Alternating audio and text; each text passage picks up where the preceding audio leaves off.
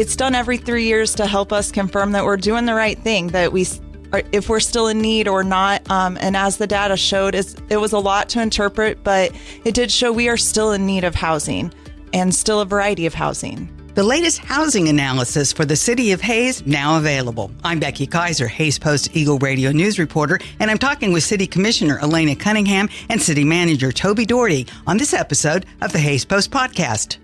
33rd Street was just completed and opened up to traffic both directions, so that's great. Allows people that access again, and that project was completed a few months early, correct? Yeah, almost 3 months early. Yeah. How were they able to do that? That's amazing. They allocated, despite the fact that if you lived along there, you probably thought it moved at a snail's pace. They allocated a lot of resources, and they did some really big pours when they did do their pours. It was a pretty good project. It also was kind of an uncomplicated project with kind of a removal and replacement. They weren't creating a new road. And we only had one minor, I would call, setback. There was an area when they pulled the road out, they found the base was in poor condition and that it wasn't properly prepared back in the 60s when the street was put in. So they had to go in and properly prepare the base. But it was a great overall project. And the other project that I'm thinking about, because as we know, and you were talking about it last night, Elena, that believe it or not, it is practically the end of July and school's around the corner. 13th Street, Toby, out by the high school and the new and the middle school. We're still working on that. Is that going to be done? Yeah, I actually spoke with the president of APEC this week, and he assured me they were going to allocate resources to get it done substantially complete before the school opened on the 20th. So right now it is open to two-way traffic. That was a big milestone. Yes. They're still working on the islands. There's some curb and gutter and some stuff alongside. They're going to have to work on the multi-use path, obviously. And then in a couple of weeks, the mill and overlay contractor will come back.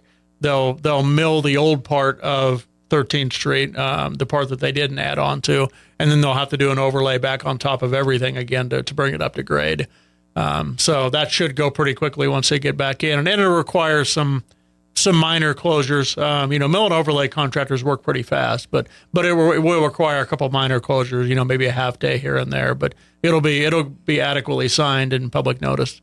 And I know there was a collaboration and discussion between the city, the school district, and the county, because that's on the eastern edge of town. And there's thoughts that some of the school traffic will be coming in from the east instead of from the west all the time, and to kind of keep things flowing more easily. And I saw where they've changed the start times for both schools as well, their distance.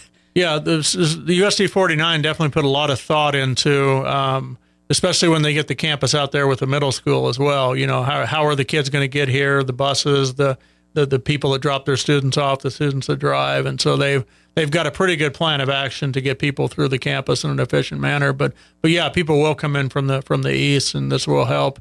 And it was a joint project. We received a KDOT grant for it, but it's also city funded, county funded, and then USD 49 kicked in a little bit for the part that's in front of the new high school that had to be expanded and widened. And the county added the turning signal off of that's Old Highway. Old 40 in Canterbury. 40, yes. Oh, yes. Yes, and that's helped. They added that a few months back, and I don't know if anybody's traveled that way, but I appreciate it, so. That'll make a difference in that traffic flow as well, yes. I haven't been through there yet. I need to go check that out. It works nicely. Yeah, good. Yeah.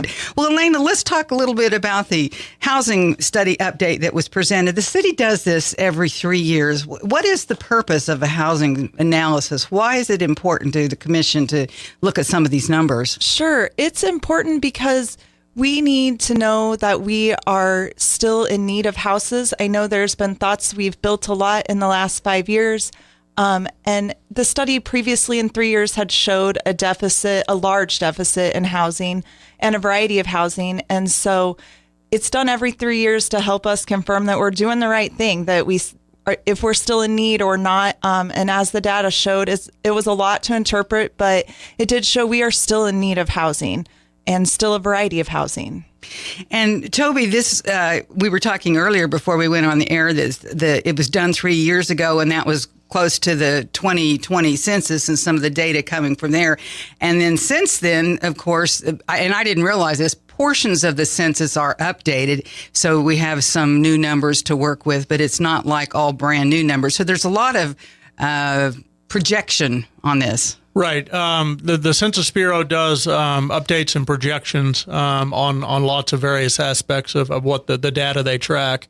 But a lot of them are projections and estimates. So it might be done with some survey, but a lot of it is just estimates based off of past surveys. And then there is this American Community Survey that that RDG used in the report. And that is basically, it is a survey that is done, I believe, every year, every 2 years. So it is updated data.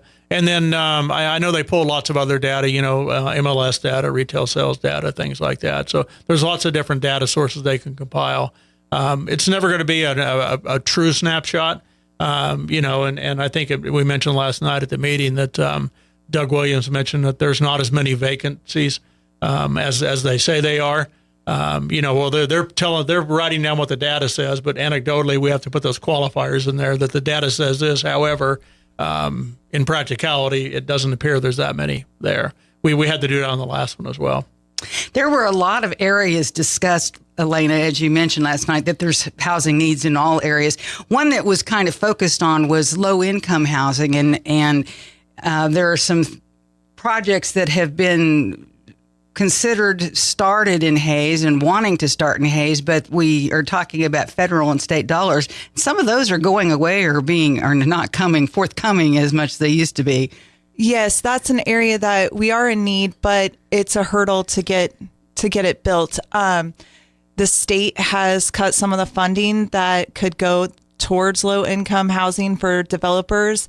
So that's a challenge. And the cost of building also makes it another hurdle to get over to be able to even offer the housing at that affordable rate for those families. So it's definitely a challenging area.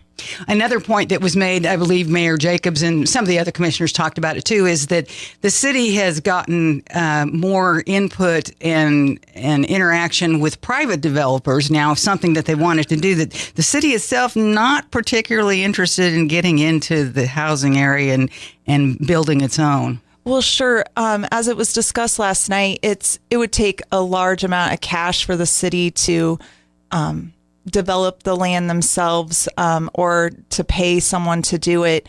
And so the private developers have stepped up and they're helping us create this housing that we've built over the last 5 years. And it's great because they're within our area, they live here, and then they're building housing for us. And they've done a great job. Toby, what did the numbers say? There's kind of this, and I don't know if it's a misnomer or not, but there's kind of this feeling out there among some community members that housing in Hayes is quite expensive, not really affordable for the average person, especially low income where we're needing some. There were some statistics in there that Hayes is affordable compared to peer cities. Yeah, it's all relative, right? Sure. So I would say, just as a general rule, our housing values are a little high compared to what you would call an average city. But I can always point to other cities where the values are higher. And so because of that, we have people that probably spend more on housing than they would have to in another community or even another state. So that's not a bad thing. That's a good thing. That's actually a sign of a healthy economy.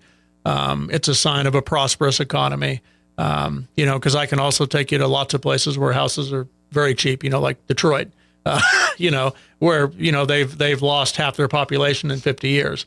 So, the aspiration of having really cheap housing is not always attainable or desirable. But I think it's you had mentioned the city being involved in development. Aside from building housing, the city's about as involved as they've ever been in housing.